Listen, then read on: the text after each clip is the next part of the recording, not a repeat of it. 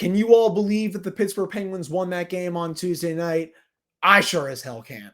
That's for sure. But to start this episode, I am going to tell you why exactly they won this game and absolutely stole 2 points against defending Stanley Cup champions. That's all coming up right after this drop. You're Locked On Penguins, your daily podcast on the Pittsburgh Penguins, part of the Locked On Podcast Network. Your team every day.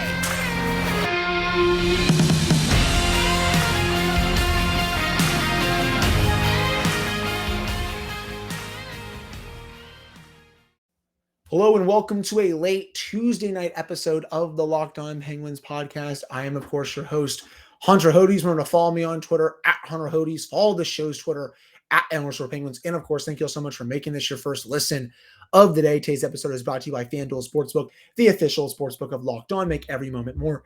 Visit FanDuel.com/LockedOn today to get started. Penguins 2, Avalanche 1. Somehow, some freaking way, this team walked away with 2 points against all odds. Less than 4 minutes left. You're thinking, oh, here we go again. They're going to squander another massive 2 points. The Islanders are kicking butt against the Kraken. The Sabres are right on their tail. Oh, they're going to be out of a playoff spot. Penguins said, not so fast, my friends, as the legendary Lee Corso on College Game Day says. Bryan Rust gets the tying goal with 3:38 left. Chris Letang wins it a little over halfway into overtime when it looked like they were going to lose after that. No goal was actually the correct call. Get into that a little later. And voila, what do you know?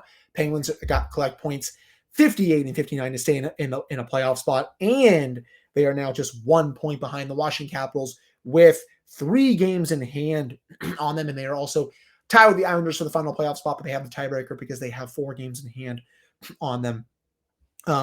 Just what a game from this team. And they won this game because of the way they played in the third period, and especially Casey DeSmith.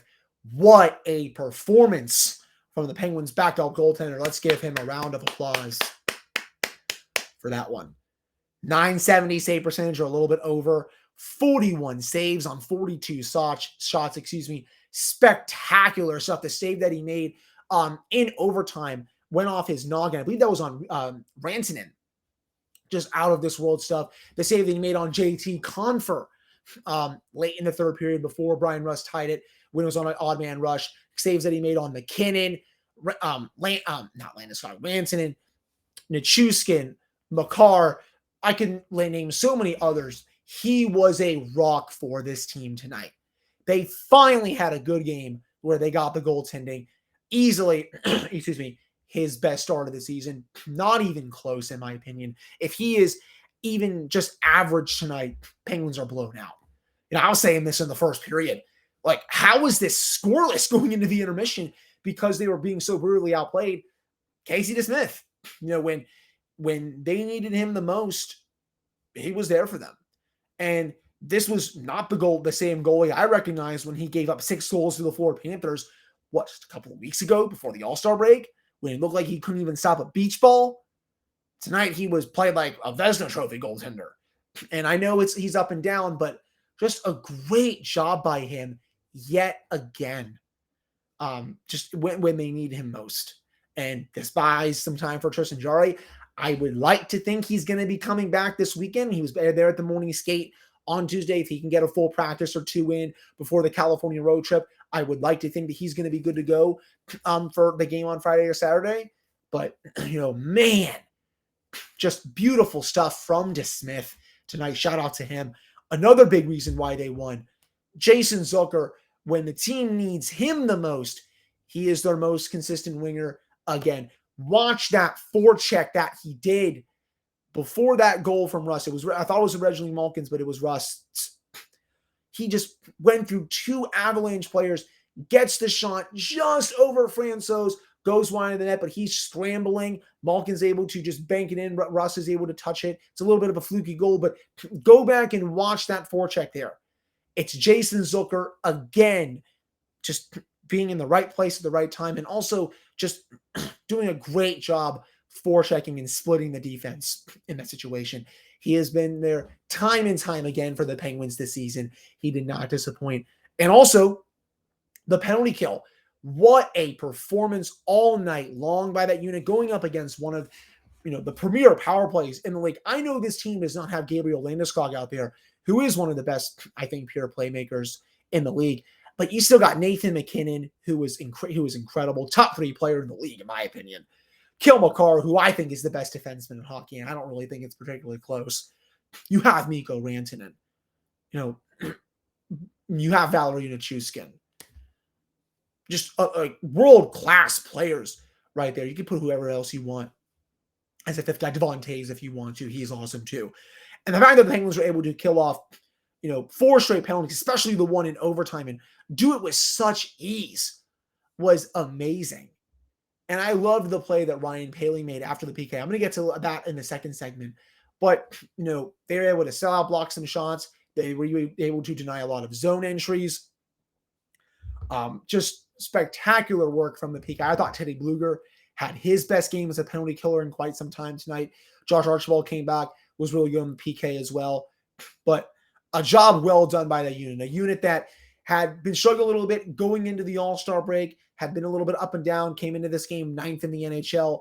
But when they needed them the most tonight, it was absolutely spectacular.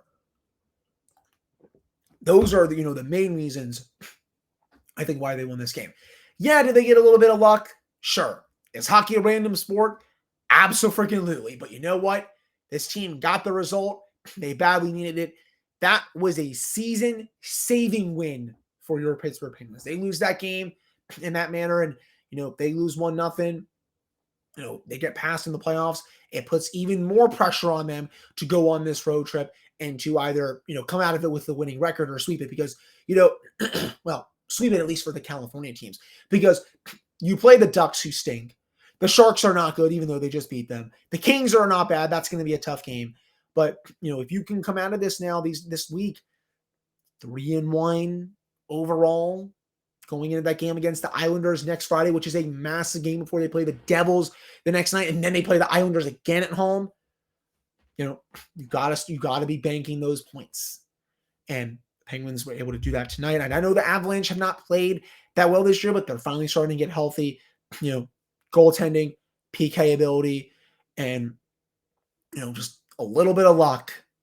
And the Penguins were able to come out on the right side of this one, especially when they really took it to the Avalanche in the third period. That's when this game, I think, really turned.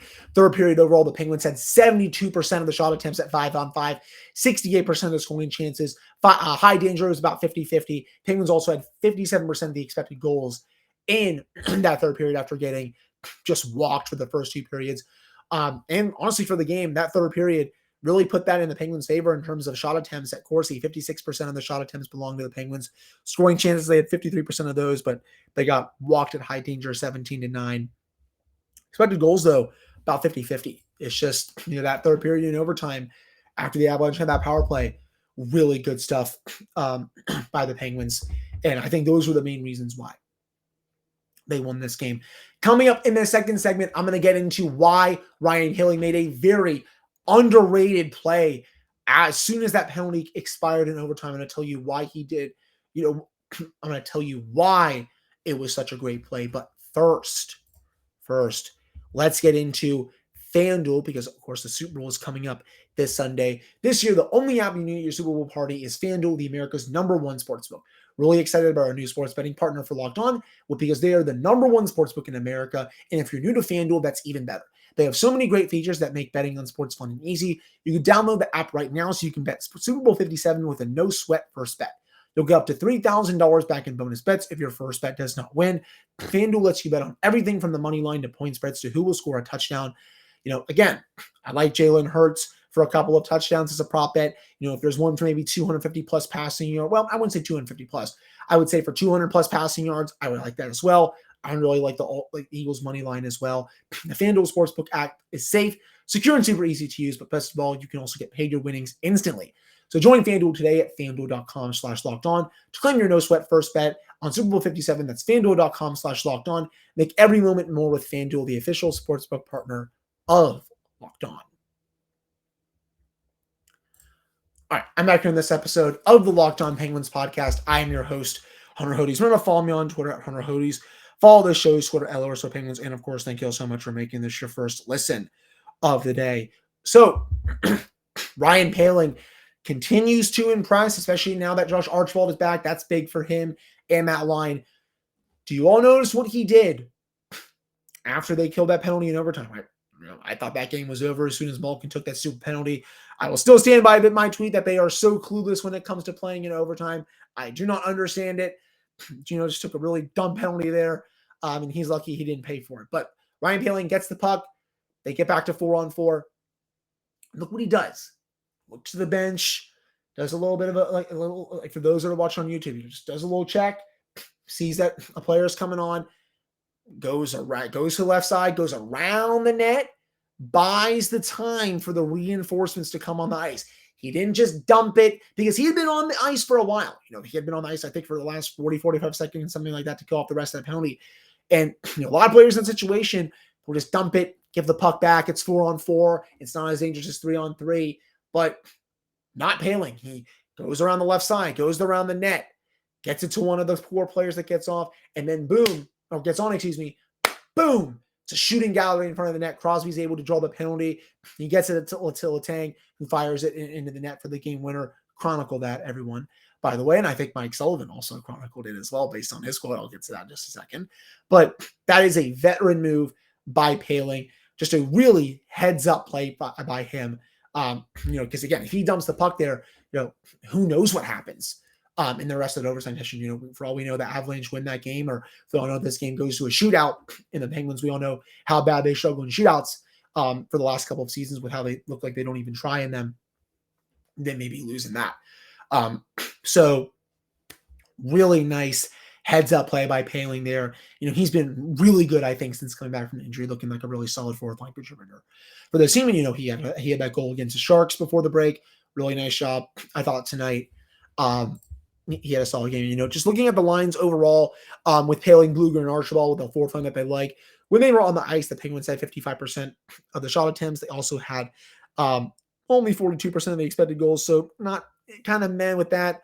1-1 in terms of scoring chance. They only allowed one high danger chance, though, when they were on the ice. They did have the least amount of ice time, but still, I think results that you can live with when it comes to this fourth line. Really nice job by Poehling overall.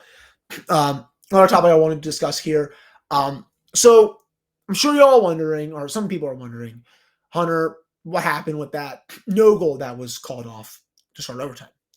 And yes, it looks like that Chris Letang did score, but this is what we like to call the parallax effect. For those who don't know what it is, it may look like it's in, but if you go to those angles and you look at the overhead, it's not. That's the parallax angle. You can Google it. A couple of people came and mentions I had to Google this to see what it was. That's what it is. It looks like it's in, and you're like, oh, it's a sure goal. But when you go zoom in a little closer, you go over top, you can see that it's not. A little bit of red was still showing. Honestly, if it goes over by another inch, Penguins go home 23 seconds in. And funny enough, Chris Letang would have had the game winner there. Nice heads-up play by Francouz to bring that puck out. But that was the correct call on the ice. Point blank. Fans did not like it at the game, but overall, that was the right call. The refs got it right, and the Penguins were lucky enough to win that game. I will say after that, really stupid penalty by Evgeny Malkin in overtime. I understand he's going for that loose puck from JT Compher, but you can't hook or trip him there in that situation. The Penguins got really lucky that they were able to kill that penalty off when they did, especially when you have all that firepower here. They put out McKinnon, Rantanen, and Makar and Nichushkin. Usually, a lot of the times, good luck stopping that. I know if Landeskog was healthy, he goes out there in Nichushkin's spot, but those are still four world-class players. McKinnon's a top 3 player. Makar's the best defenseman in the league. The fact that you're able to kill that off was nothing short of spectacular. But those are really just my full overtime thoughts. Beautiful job by Crosby and Letang. I guess to wrap this up, beautiful job by Crosby and Letang to really just get that overtime winner. And Mike Sullivan had a great comment about that after the game. If I can get this here, Mike Sullivan on Crystal Tang's winner. I know it's well chronicled that Tanger has had a tough first year. We're thrilled for him for a lot of reasons. It's just a great feeling and we're thrilled for him. All right, Mike Sullivan. So, don't really know if you have a burner account because he does not have an official Twitter account, but I think it might be fair to say potentially that he is aware of who Penguins Chronicles is. And if you don't know who that is, let's just say he's a person who is not, he's not Crystal Tang's biggest fan. I will say that. And, I do think Crystal Tang knows who he is because if you go back through his likes in 2020, he has liked some of those tweets and he has seen them. So I think he's probably let some of his teammates know that this person exists. Maybe he's let Mike Sullivan know. Maybe Mike Sullivan did know what he was doing there. So I absolutely love that Sullivan put that quote out there. I hope everyone did chronicle that goal. Letang was terrific tonight. Speaking of him, if you look at the hockey stat cards, Letang was their best skater by a mile tonight. Defense with defensive PK impact above average, almost 0.5. In terms of offensive impact above average, almost 1. And then overall with miscellaneous, just his overall game, almost had a game score of 2 overall. By far the Penguins' best skater tonight. Just a fantastic game from someone who's had a really tough year, but he was awesome tonight. That's for sure. That wraps up this second segment. Coming up in the final segment, I'm going to tell you why it was a great move by Mike Sullivan to put Big Gensel, Crosby, Rakell line back together, and why it's also paying dividends for getting Malkin, as I think Bryan Rust fits a lot better down with Malkin. But before I get to that, our next partner has a product I use literally every day. I started taking Athletic Greens because sometimes enough time in the morning, I want a better gut health for my just overall. I wanted more energy, all that good stuff. So you're probably wondering, what is this? With one delicious scoop of Athletic Greens, you're absorbing 75 high-quality vitamins, minerals, whole food source, superfoods, probiotics to help you start your day right. The special blend of ingredients support your gut health, your nervous system, your immune system, your energy, recovery, focus, and aging. All of those things. It has over 7,000 5-star reviews. It also costs you less than $3 a day. You're investing in your health, and it's cheaper than your cold brew habit. And right now, it's time to reclaim that health and arm your immune system with convenient daily nutrition. It's just one scoop in a cup of water every day. That's it. There's no need for a million different pills, supplements to look out for your health. To make it easy, Athletic Greens is going to give you a free 1-year supply of immune-supporting vitamin D and 5 free travel packs with your first purchase. All you have to do is visit athleticgreens.com/NHL network. Again, that's athleticgreens.com/NHL network. Take ownership over your health and pick up the ultimate daily nutritional insurance. All right, I'm back here on this episode of the Locked On Penguins podcast. I'm your host, Hunter Hodes. Remember to follow me on Twitter at Hunter Hodes. Follow the show's Twitter at LRSO Penguins. And of course, thank you all so much for making this your first listen of the day. So Mike Sullivan coming out of the break decided to change up the top 6 a little bit. Rakell is back up with Crosby and Gensel, and Rust is back down with Zucker and Malkin. And I love that move. First off, looking at natural stat tricks tonight, top line when they were on the ice had 57% of the shot attempts in terms of scoring, in terms of expected goals. A little bit down in terms of that, only 32%. Scoring chances 50-50. High danger chances, they got a little bit worked, but in terms of attempts, they were very good, and I thought they were one of the best lines on the ice, and especially in the first 2 periods when they really weren't doing much. But when you go to the second line, that line was even better with Bryan Rust. When they were on the ice, the Penguins had 73% of the shot attempts, also had 75% of the expected goals, 62% of the scoring chances, 62% of the high danger chances. It just works better with Rust. I know you can interchange Rust and Rakell, and yes, I have heard that Crosby prefers playing with Rust over Rakell, but I think stylistically, Rakell is the better fit. He's not, that straight line player that Rust is. I think Rakell has a little bit of a better playmaking ability than Rust has. And, Rust, playing with Malkin, who is more of a straight line player, it just works better because, he's always in the right spot in the right time when he's on that line.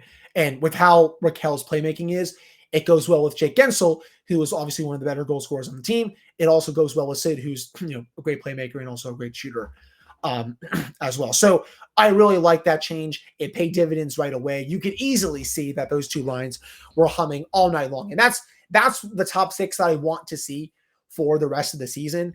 If I can take a sip of water here. Try to clear up my throat a little bit. Again, I don't know why this happens every time I press record. But, these are the top 2 lines that I want to see for the rest of the season. Those 2 players fit their respective lines much better.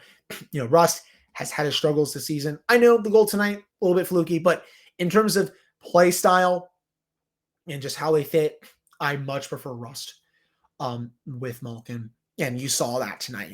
That line was going to work shift after shift after shift. Jason Zucker with, again, a tremendous effort to tie that game late in the third period, and then Russ was able to get the goal. I thought Gensel, Crosby, and Rakell were threatening all night, especially in the first period. A couple times late in that first period, Gensel had a couple of quality chances that almost had 12 shots on goal. And this game was crazy that he didn't score because he just kept firing shots to net, and that's a byproduct of having Rakell on that line, because he can get him the puck, I think, more times than Rust can as a playmaker. And obviously Sid is Sid. But, really like the performance from those 2 players on their respective lines. And I'm really glad Sullivan was able to make that change. Outside of that, your guess is as good as mine for why Jeff Carter kept being iced against Nathan MacKinnon. I don't think Sullivan was intentionally trying to do it. I think mainly, this is maybe going to sound like a nuclear level take to some of you, but I really do think, this could be, how do I want to say it? Is Mike Sullivan maybe making a statement with this by saying, hey, if you're going to give me this player on this contract, okay, I'm going to go put him out against there and get him exposed. Again, I don't think he's intentionally trying to tank these games or anything, or just make losing moves for the sake of losing moves. But a small part of me just wonders, is he doing this to show everyone that, hey, Jeff Carter is not good enough in this role. I need help here, and the team needs help. Same thing with continuing to put Brock McGinn on that line, when again, he has given the Penguins nothing over the last month and change. It feels like coming into this game, he hadn't had a point in his last 11 or 12 games. Same thing with Carter, same thing with Bluger. So I really think that could be a part of it. Sullivan's job is obviously a lot more safe at this point compared to Hextall's, but maybe because I've heard some rumors that his relationship with Hextall is a little bit frosty. It's not the greatest. At least that's a couple rumblings that I've heard as well firsthand from someone who I trust. So, maybe he's doing it out of spite. I don't know.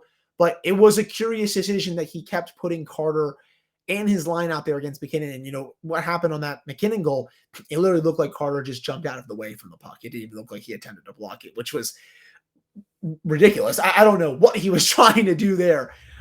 That's for sure. But just a really odd move there. I think.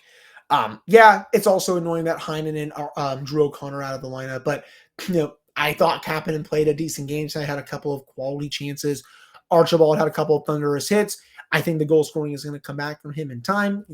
He's been out 18 games, but you can just see that the fourth line does thrive on him being there. It really does. You look at the numbers for the line again. Plus in Corsi tonight, but expected goals and high danger level on the negative, that could potentially change a little bit going forward. And I also will go back to Bryan Rust here and say, you look at hockey stats cards, he was second on the Penguins tonight in terms of that. He had a marvelous effort for the Penguins tonight, just behind Chris Letang. Jason Zucker and Evgeny Malkin were just behind them as well.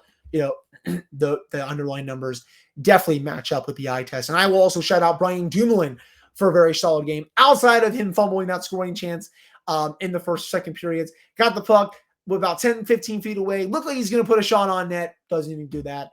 And it's just like, great effort there, but please, just try to get a shot on net in that situation. Other than that, I don't really have too much else to add when it comes to this game. Overall, great win, season-saving win, I might add. But even with Tristan Jarry back soon, this team will not go anywhere until they fix that third line. There's nothing doing with it. Jeff Carter's not bringing you anything. Brock McGinn's not bringing you anything. Kasperi Kapanen was okay tonight, but on a lot of games this season, he's not bringing you anything either. You have to fix that line. Your top six is cooking. Letang had a great night. Even if this team gets great goaltending, which it did tonight, it could get better goaltending, especially when Jari comes back. I still need to see a better third line. I also need to see a lot of better defensive awareness. Did not like some of the odd man rushes they gave up tonight. Did not look how slow they looked against the Avalanche for most of this game. And I understand the Avalanche do this to most teams. I get it. But it's unacceptable to look that slow in a lot of situations. So, still work to be done. Great win. California trip is up next for your Penguins. Got to at least win 2 of those 3 games. You play the Ducks and the Sharks, people. Winning all 3 would be tough because you play the Kings on a back-to-back. If you can win all 3, though, that'd be sick. But again, looking at maybe 2 out of 3, at least on that trip before they go to Long Island to play the Islanders next Friday. But that'll do it for this one. Thank you all so much for listening to this episode of Locked On Penguins. I'll be back with another episode for you all on Wednesday to discuss this team even more. Have a great rest of your Tuesday.